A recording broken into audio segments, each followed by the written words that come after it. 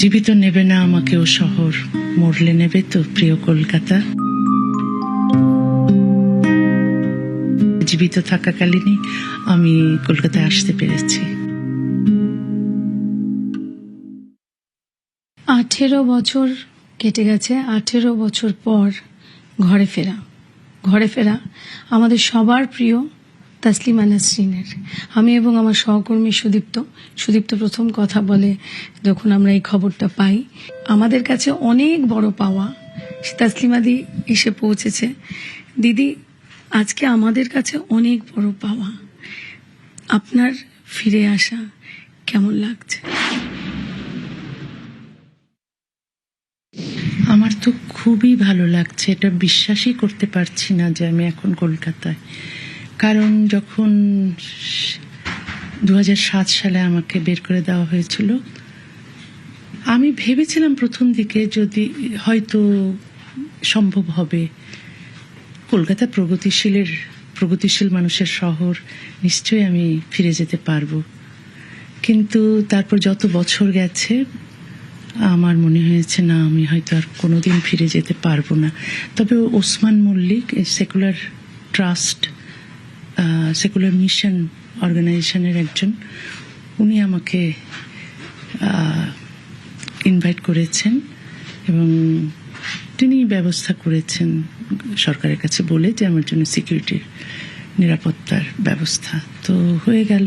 মন ভেঙে গেছিল তখন, একটা প্রগতিশীল সরকার নাকি তখন ছিল 2007-এ। হ্যাঁ, তখন তো মন ভেঙেছিল, বিশ্বাস করতে পারিনি। বাংলাদেশের ব্যাপারটা বিশ্বাস করা যায় যে ওখানে প্রচুর মৌলবাদী যারা আমার ফাঁসি চেয়েছিল, আমাকে দেশ থেকে বের করার জন্য সরকারকে বলেছিল। আসলে সরকারই তখন আমার বিরুদ্ধে মামলা করেছিল এবং শেষ পর্যন্ত আমাকে বের করে দিয়েছিল। আসলে মৌলবাদীরা তো আর বের করতে পারে না সরকার যদি না চায়। সরকার চাইলে আপনাকে বলা হয়েছিল না, আমি বলছি কি যে বাংলাদেশের কথা, বাংলাদেশের প্রায় 32 বছর হলো, তো এখানেও তো ওই রকম সরকার যদি না চাইতো তাহলে তো আমি থাকতে পারতাম, কিন্তু সরকার চেয়েছে যে আমাকে বের করে দিতে, কিন্তু আমি সব ভুলে যেতে চাই। এই যে আমি এলাম, আসতে পারলাম শেষ অবধি, তো এখন আমি কলকাতায় আর থাকি না, কিন্তু তারপরে তো বাংলা, যে এক বাংলায় আমি ফিরতে পারি না, আরেক বাংলায় যে আমি ফিরতে পারলাম, এটাই আমাকে সুখী করছে। আর এই যে সরকার, এখন যে সরকার যথেষ্ট প্রোটেকশন দেওয়ার কথা বলা হয়েছে, সেখান থেকে দাঁড়িয়ে এটা কি মনে হচ্ছে যে এটা একটা বদল? এটা তো আমাদের সাংস্কৃতিক রাজধানী। হ্যাঁ, কিন্তু এই 20 বছর বা শেষের 19 বছর এটা মনে হয়নি। তো আজকে আমি খুবই কৃতজ্ঞ, পশ্চিমবঙ্গ সরকার সিকিউরিটির ব্যবস্থা করেছেন, তাই আমি আসতে পেরেছি। আর যে ওসমান মল্লিক, এই সেকুলার মিশন ট্রাস্টের যে অর্গানাইজার, ওরা যে আমাকে আমন্ত্রণ জানিয়েছে এবং শেষ পর্যন্ত এই ব্যবস্থাটা করতে পেরেছে, তাদের অনেক ধন্যবাদ। জীবিত নেবে না আমাকে শহর, মরলে নেবে তো প্রিয় কলকাতা। আজকে এই ব্যর্থ কবিতা কি বলবে? হ্যাঁ, একটা আমার কবিতা লিখেছিলাম যখন এখান থেকে আমাকে চলে যেতে বাধ্য করা হয় কলকাতা থেকে। তখন আমি দিল্লিতে বসে আমি অনেকগুলো কবিতা লিখেছিলাম।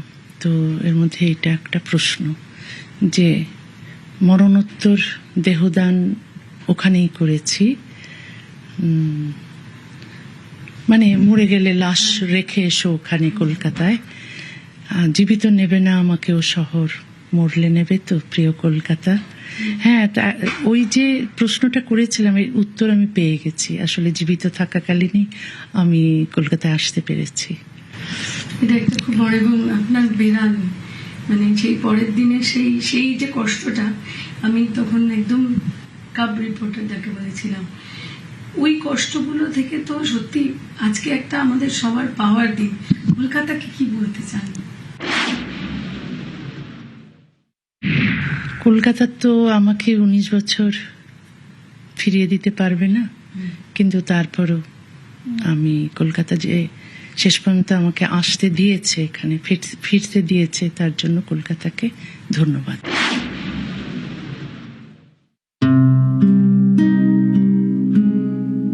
জীবিত নেবে না আমাকে ও শহর, মরলে নেবে তো প্রিয় কলকাতা।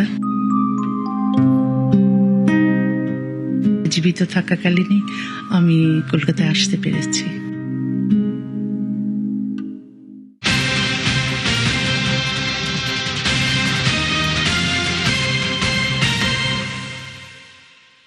যে গুরুত্বপূর্ণ খবরে নজর রাখতেই হচ্ছে, কাশ্মীরে ফের টার্গেট কিলিং।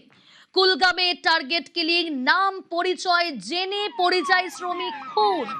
জঙ্গিদের গুলিতে খুন পরিযায়ী শ্রমিক, গুলিবিদ্ধ আর এক পরিযায়ী শ্রমিক হাসপাতালে চিকিৎসাধীন। জম্মু কাশ্মীরের কুলগাম, সেখানে কেল্লাম এলাকায় জঙ্গি হামলা। কাশ্মীরে ফের টার্গেট কিলিং। একজন শ্রমিকের মৃত্যু হয়েছে, আর একজন শ্রমিক হাসপাতালে চিকিৎসাধীন। এখনো পর্যন্ত যে খবর সামনে আসছে, ছত্তিশগড়ের বাসিন্দা ওই শ্রমিকের মৃত্যু হয়েছে, আর এক শ্রমিক হাসপাতালে চিকিৎসাধীন। কুলগামের কেল্লাম এলাকায় জঙ্গি হামলা। কাশ্মীরে ফের টার্গেট কিলিং।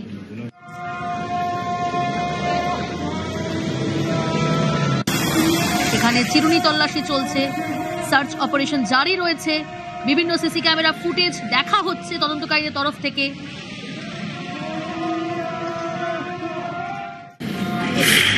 केलम कुलगाम में हुए आतंकी हमले के बाद ये आप देख रहे हैं फिलहाल एक को शिफ्ट कर दिया गया है, और ये जो एक जख्मी है नॉन लोकल, उसे फिलहाल शिफ्ट कर दिया गया है श्रीनगर के अस्पताल में। और जैसे कि हमने पहले भी बताया आपको, जो केलम कुलगाम में आतंकी हमला हुआ, इस हमले में फिलहाल एक की मौत वाक़या हुई है, जबकि जो दीगर एक नॉन लोकल है फिलहाल वो जख्मी हो गया है, और उसे जख्मी हालत में श्रीनगर के अस्पताल मुंतकिल कर दिया गया है इलाज के लिए। आपने देखा अभी कि किस तरह से यहाँ जीएमसी अनंतनाग में जो जख्मी नॉन लोकल है उसको फिलहाल शिफ्ट कर दिया गया है श्रीनगर के अस्पताल में, जबकि एक की मौत जो है इस हमले में वाक़या हुई है। सिक्योरिटी फोर्सेज ने पूरे इलाके को तहवील में ले लिया है, केलम इलाके में, और अभी सर्च ऑपरेशन जारी है। सिक्योरिटी फोर्सेज, फौज और दीगर जितनी भी एजेंसीज हैं वो लगी हुई हैं, और कहीं ना कहीं इसमें जितने भी इन्वॉल्व लोग हैं उन्हें किफर किरदार तक पहुँचाने की कोशिश करेंगे। लेकिन फिलहाल यहाँ से ये खबर कि फिलहाल एक की मौत वाक़या हुई है इस हमले में, केलम कुलगाम हमले में, और एक जो जख्मी है नॉन लोकल फिलहाल उसे श्रीनगर के अस्पताल में मुंतकिल कर दिया गया है। अभी आपने देखा कि किस तरह से एम्बुलेंस में उसे जो है श्रीनगर के अस्पताल शिफ्ट कर दिया गया है। उसे भी गोली लगी है, जख्मी है, क्रिटिकल है, लेकिन फिलहाल जहां तक डॉक्टरों का कहना है फिलहाल उसकी हालत मुस्तहकम इसलिए बताई जा रही है क्योंकि उसे फिलहाल श्रीनगर के अस्पताल मुंतकिल कर दिया गया है। यहाँ ऑपरेशन जारी है, सर्च ऑपरेशन, और फिलहाल अगर हम केलम की बात करें तो केलम को पूरी तरह से सिक्योरिटी फोर्सेज ने अपनी तहवील में ले लिया है। ज़हूर रिजवी, न्यूज़ 18 नेटवर्क, अनंतनाग। এই হামিম মণ্ডলকে বেঙ্গল এসটিএফ গ্রেপ্তার করার পরই মুখ্যমন্ত্রী শুভেন্দু অধিকারী তার নিজের ঘরে একটি পর্যালোচনা বৈঠক করেছেন। It's a very sensitive issue, এটা ইন্টারন্যাশনাল কানেকশনের বিষয় আছে। এই ভয়ঙ্কর, তার মানে এই যে দীর্ঘ বহু বছর ধরে পশ্চিম বাংলাটা জঙ্গিদের একটা আস্তানা হয়ে উঠেছে।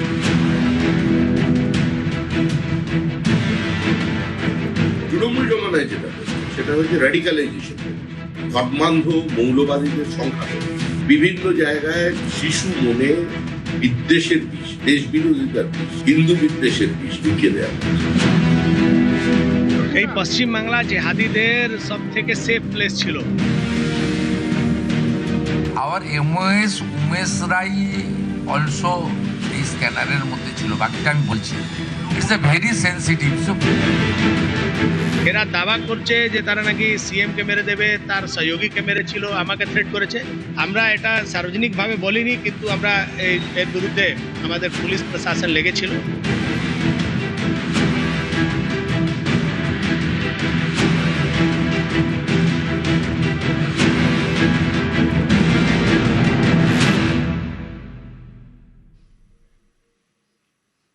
বর্ধমানে জালে জঙ্গি, ধৃতের হোয়াটসঅ্যাপ চ্যাটে মুখ্যমন্ত্রীর গতিবিধি, টাওয়ার লোকেশন পাচারের তথ্য।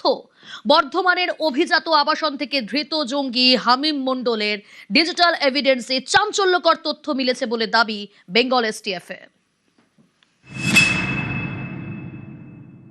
It's a very sensitive issue.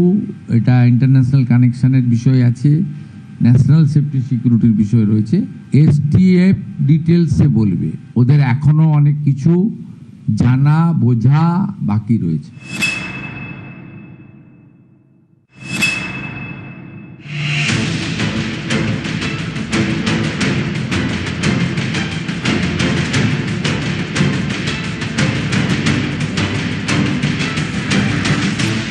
বৃহস্পতিবার সকাল 8টা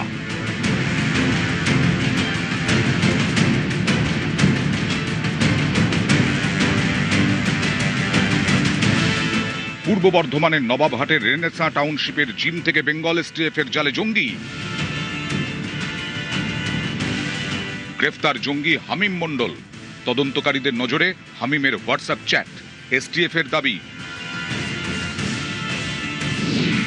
মুখ্যমন্ত্রী শুভেন্দু অধিকারীর গতিবিধির ওপর নজর ছিল হামিমের। সেই তথ্য হোয়াটসঅ্যাপের মাধ্যমে সে পাচার করছিল জঙ্গি গোষ্ঠীর কাছে।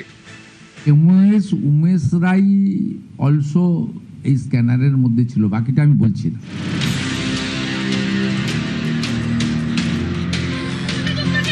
জঙ্গি হামিম মণ্ডলের টার্গেট ছিলেন হাওড়া উত্তরের বিজেপি বিধায়ক উমেশ রাইও। তিনি রাজ্যের পরিষদীয় দফতর এবং পুর ও নগর উন্নয়ন দফতরের প্রতিমন্ত্রী। এসটিএফ এর দাবি, উমেশ রায়ের পরিবারের সদস্যকে অপহরণের ছক ছিল হামিমের। সেই সদস্যের যাবতীয় তথ্য কাশ্মীরের সাজ্জাদ ভাট জঙ্গি গোষ্ঠীকে পাঠাতো হামিম। এসটিএফ এর দাবি, তারা জানতে পেরেছে সিক্রেট অ্যাপের মাধ্যমে পাক এজেন্টের সঙ্গে যোগাযোগ রাখতো সে। যত সন্ত্রাসী তাকত সব পশ্চিমবাংলাকে নিজের সেফ প্লেস বানিয়েছিল। তারা ভুলে গেছে যে এই পশ্চিমবাংলা এখন রাষ্ট্রবাদীর রাজনৈতিক দলের হাতে আছে। এরা দাবা করছে যে তারা নাকি সিএম কে মেরে দেবে, তো আমাকে থ্রেট করেছে। আমরা এটা সার্বজনিকভাবে বলিনি, এর বিরুদ্ধে আমাদের পুলিশ প্রশাসন লেগেছিল। এর সঙ্গে যত লোক যুক্ত আছে, যত লোক এদেরকে সাপোর্ট করতো, সব লোক চিহ্নিত হবে, তাদের বিরুদ্ধে কারবাই হবে। এসটিএফ সূত্রে খবর, হাওড়া, কলকাতা, পূর্ব বর্ধমানে যাতায়াত ছিল হামিমের। জৈশ-ই মোহাম্মদ জঙ্গি গোষ্ঠীর সঙ্গে হামিমের যোগ পাওয়া গেছে। জঙ্গি সাজ্জাদ ভাট গোষ্ঠীর হয়ে কাজ করত এই হামিম মণ্ডল। প্রাথমিকভাবে তদন্তে তেমনটাই জানতে পেরেছে বেঙ্গল এসটিএফ। একের পর এক চাঞ্চল্যকর তথ্য এই হামিম মণ্ডলের থেকে পেয়েছে বেঙ্গল এসটিএফ। সাজ্জাদ ভাট গোষ্ঠী পাক জঙ্গি সংগঠন জৈশ-ই মোহাম্মদের স্লিপার সেল। 2019-এর 14ই ফেব্রুয়ারি পুলওয়ামা হামলার সঙ্গে জড়িত ছিল সাজ্জাদ ভাট। সে বছরই এনকাউন্টারে নিহত জঙ্গি সাজ্জাদ আহমেদ ভাট। সাজ্জাদের মৃত্যুর পরেও সক্রিয় তার গোষ্ঠী।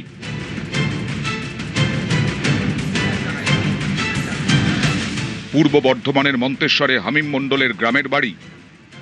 আমি আমার লাতি হয়, কলকাতায় থাকি, পড়াশোনা করছিল কলকাতাতে। বাবার সঙ্গে ওই ব্যবসা আছে, ওই ব্যবসায় যুক্ত থেকে ব্যবসা করে ওইখানেই, আর কলকাতাতেই জন্ম। মাস তিনেক আগে হাওড়ার পিলখানায় ভাড়া বাড়িতে থাকতো হামিম মণ্ডল। পিলখানারই একটি গেঞ্জি কারখানায় এসে কাজ করত।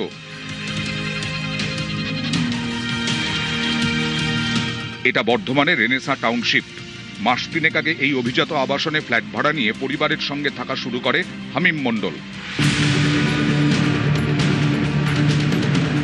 এই রেনেসা টাউনশিপের জিম থেকেই বৃহস্পতিবার বেঙ্গল এসটিএফ এর জালে জঙ্গি।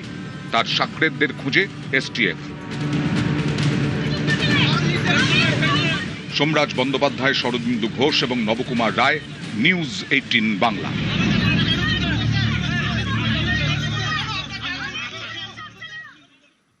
জিম থেকেই জালে জঙ্গি, অভিজাত আবাসন থেকে জঙ্গি গ্রেফতার। এখনো ঘোর কাটেনি রেনেসার বাসিন্দাদের। শান্ত স্বভাবের মানুষ ছিলেন হামিম মণ্ডল। দাবি, জিমের ট্রেনার থেকে মালিক সকলের। সেই হামিমের জঙ্গি যোগে হতচকিত রেনেসা।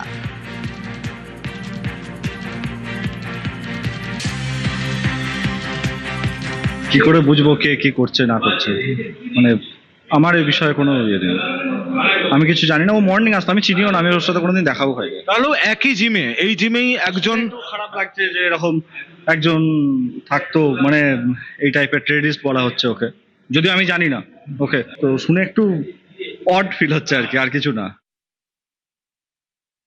আমি যতদূর ওকে দেখেছি বা হাব ভাব দেখেছি, চুপচাপ আসতো, জিম করতো, প্রপার ফর্মে জিম করতো, কারোর সাথে কথা না বলতো, চলে যেত। ওর অ্যাক্টিভিটি থেকে তো কখনো বোঝা যায়নি মানে কল বাগেরা মানে কিছু সেন্সিটিভ নিয়ে কথাবার্তা, টপিকস বাগেরা এগুলো কখনোই আমাদের সামনে তো কিছুই হয়নি। আমি তো ছিলামই।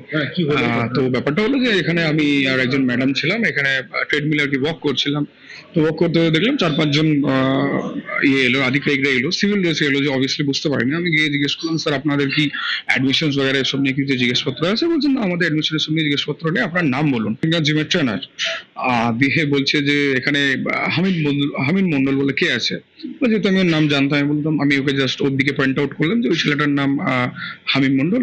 ওই ছেলেটা নর্মালি সে শুনতে পেয়েছে যে আমি পয়েন্ট আউট করেছি, দিয়ে সে বলছে যে কুছ বাত হুই স্যার, ক্যা হুয়া? বলছে তোমাকে আমাদের সাথে যেতে হবে। আমি করাকালীনও আমার পাশে অনেকবার ব্যাগ খুলেছে।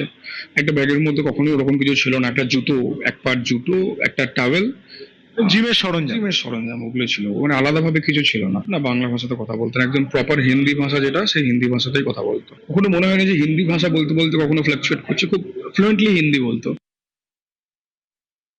নর্মালি যেরকম সবাইকে ট্রেন করা হয় সেরকম উনিও আসতেন মাঝে মাঝে, 1-1.5 ঘন্টা ট্রেন করে চলে যেতেন। নর্মাল কথা বলতেন যে আজকে এক্সারসাইজ কী করবো, নর্মাল একদম। এবার সে কি বেরোবে না বেরোবে সেটা তো আমরা কি ডিসাইড করতে পারবো না। শুনে অবভিয়াসলি একটা অড টাইপ ফিল হচ্ছে, খারাপ লাগছে যে এরকম সিচুয়েশনও হতে পারে আমাদের সাথে। ও যেদিন অ্যাডমিশন নেই তারও 10-15 দিন কিন্তু জিমে আসেনি। ও ম্যাক্স টু ম্যাক্স 4 থেকে 5 দিন এখানে এসেছে, আর সেটা হাফ অ্যান আওয়ার 40 মিনিটস ও ব্যায়াম করে চলে গেছে। আর আপনি ওকে দেখে বুঝতে পারবেন না কি ওইরকম একটা ছেলে যে একদম সোজা সিধা দেখতে, খুব সুইট দেখতে। মানে আমি সবাইকে সকালবেলায় ফোনও করেছিলাম, তো ওনারা একটা কথা বললো কি ও তো চোখ নিচে করে কথা বলতো, মানে এত ভদ্র ছেলে যে আমরা এখনো ভাবতে পারছি না ওইরকম ছেলে একটা এরকম মানে প্ল্যানিং করতে পারে। মানে আমরা যখন সকালবেলায় নিউজটা শুনলাম, আপনি বিশ্বাস করবেন না, আমরা মানে শুনে আমরা অবাক। মানে আমি ঠিক করে হাঁটতে পারছিলাম না, কি এরকম একটা ব্যাপার হয়ে গেল। আমাদের একটা খুব বড় একটা নতুন অভিজ্ঞতা হলো, আর আমি মানে ওয়েস্ট বেঙ্গল পুলিশকে আমি ধন্যবাদ দেবো। তো হতে পারে আমাদের এই টাউনশিপটার জন্য আমরা বেঁচে গেছি, এখানে অনেক কিছু প্ল্যানিং সে করতেই পারতো, বা আমাদের জিমে অনেক কিছু ক্ষতি করে দিতে পারতো, বা পুরো টাউনশিপটা উড়িয়ে দিতে পারতো। বর্ধমানের রেনেশা উপনগরীর যে আবাসনে হামিম থাকতো তার 100 মিটারের মধ্যেই এই জিম।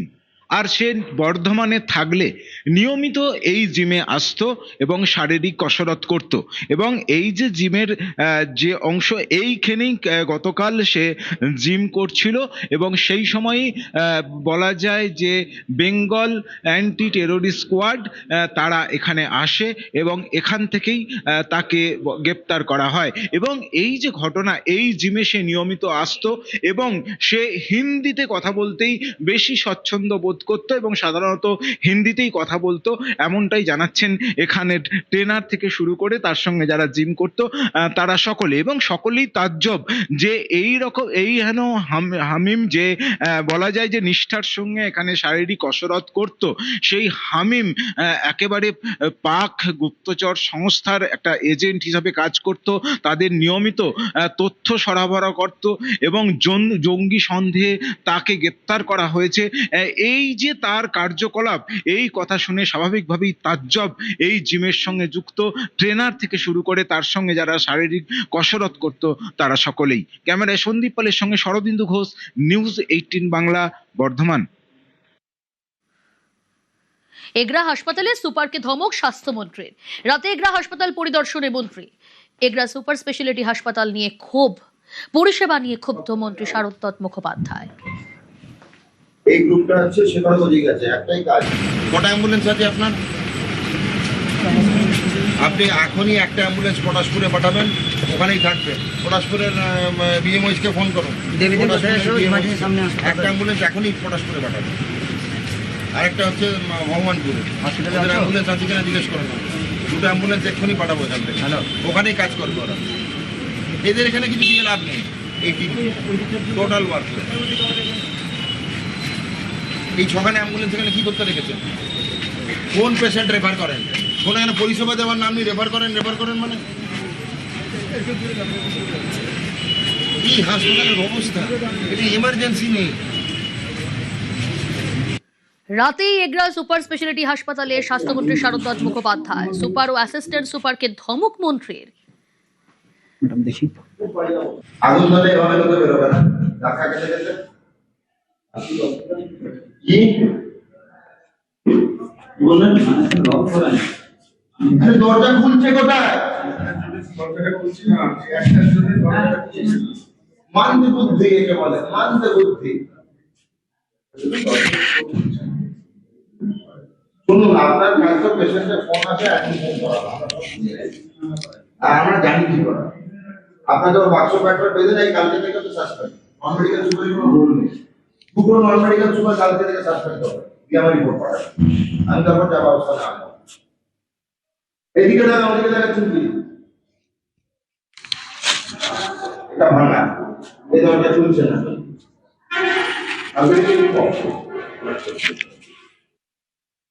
আমরা প্রত্যেকটা হাসপাতালে কি কি গলদ, কি কি ফাঁক দেখছি, তবে এগরা সুপার স্পেশালিটি খুব অবস্থা খারাপ। এর পেছনে আমার অনেক সময় দিতে হবে। অ্যাডমিনিস্ট্রেশন, প্রশাসন, হাসপাতালের প্রশাসন খুব দুরবস্থা, নার্সিং প্রশাসন দুরবস্থা। দোষ আমি নিচ্ছি, কারুর নামকরণ করছি না, কেন আমি স্বাস্থ্যমন্ত্রী, আমাকেই ঠিক করতে হবে। যতটা পারা যায় ঠিক করব, খাবারের স্ট্যান্ডার্ড ঠিক করব, শৌচালয় 10 টাকা করে নেওয়া হচ্ছে সেটা বন্ধ করব। মা আহার নিয়ে কমপ্লেন হয়েছে, 270 জন টিকিট কেটেছে, কুপন কেটেছে, 350 দাঁড়িয়েছে। হয় 350 কুপন দেওয়া হবে, বা বাকিদের বলে দিতে হবে যে আগে থেকে বলে দিতে হবে দাঁড়াবেন না। পরিষেবার প্রচুর ঘাটতি, পরিষেবার প্রচুর ফাঁক আছে। নজর রাখবো পরের খবরে। মালদা বিমানবন্দর চালু করতে তৎপরতা। ইংরেজ বাজারে বিজেপি বিধায়কের দাবি, সেপ্টেম্বর থেকে শুরু হবে কাজ। মার্চ এপ্রিলে 19 আসনের বিমান চালুর টার্গেট। এয়ারপোর্টে উড়ানে আমরা যুক্ত হয়েছি, জানেন, আমরা সাগরমালা 2-তে যুক্ত হয়েছি।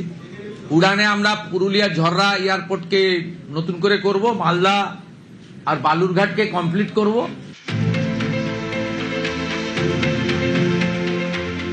মালদার ইংরেজ বাজার, এই শহরের পূর্ব দিকে প্রায় 140 একর জমির উপর বিমানবন্দর, দীর্ঘদিনের পুরনো। পালাবদলের বাংলায় এই বিমানবন্দর চালুর উদ্যোগ। এর জন্য সম্প্রতি যৌথভাবে সমীক্ষার কাজ করে ভূমি ও ভূমি সংস্কার দপ্তর এবং পরিবহন দপ্তর।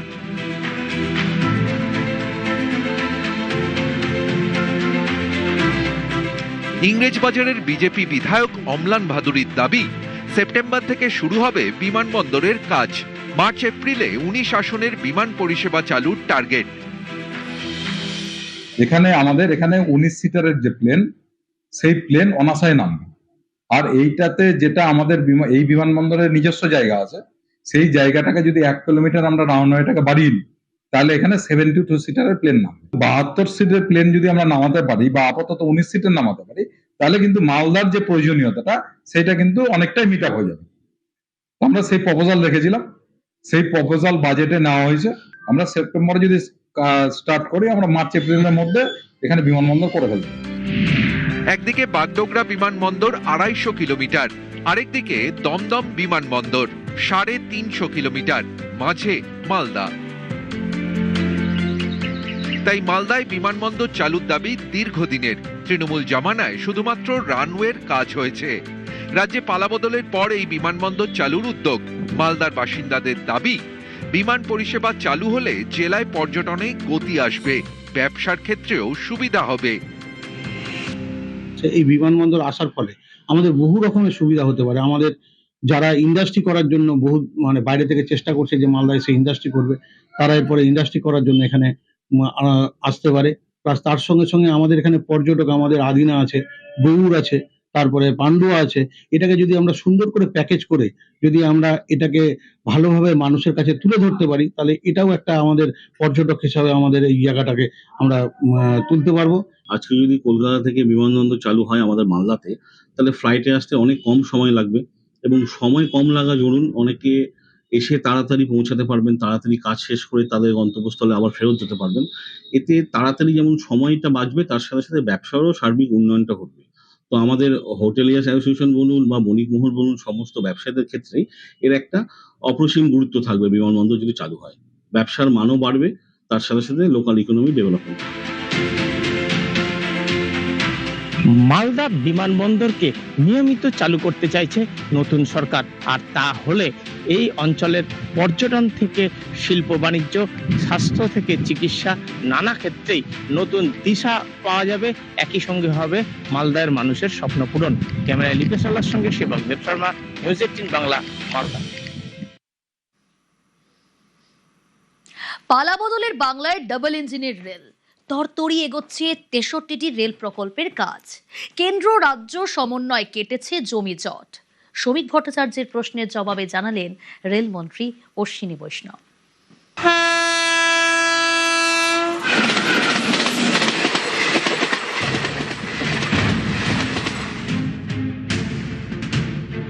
তৃণমূল আমলে জমিজট, বাংলায় থমকে ছিল একের পর এক রেল প্রকল্পের কাজ।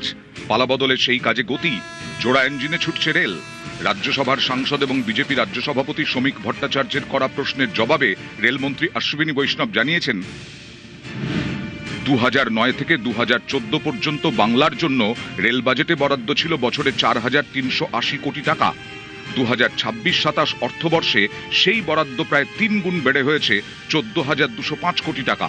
এছাড়াও নতুন রেল লাইন, ডাবলিং এবং গেজ সম্প্রসারণ সহ 63টি নতুন রেল প্রকল্পের কাজ চলছে বাংলায়।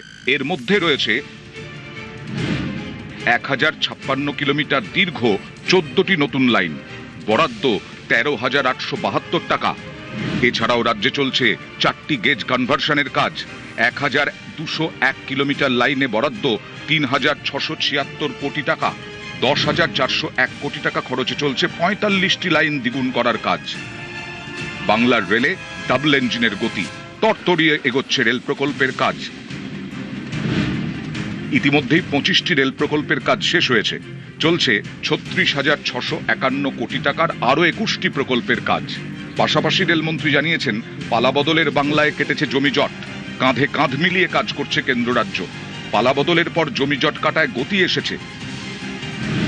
কালিয়াগঞ্জ বুনিয়াদপুর, নৈহাটি রানাঘাট তৃতীয় লাইন, সাঁইথিয়া বাইপাস, আনারা ও গৌরীনাথ ধাম রেল ফ্লাইওভার, নবদ্বীপ ঘাট, নবদ্বীপ ধামে নতুন রেল লাইনের কাজে পালাবদলের বাংলায় বাধা নয় জমিজট। সমস্যা মেটাতে মুখ্য সচিবের নেতৃত্বে টাস্ক ফোর্স গঠন করেছে রাজ্য সরকার। शिवेंदु दादा को मैं सबसे पहले नमस्कार करता हूं। आपके नेतृत्व में इतिहास रचा गया है। अब आपको अपना काम करने का मौका मिला। इतने लंबे समय तक बंगाल में जिस तरह से एकदम रोक के रखा हुआ था, तो अब आप सब मिलके दिखा दीजिए कि डेवलपमेंट का काम कैसे होता है। न्यूज़ 18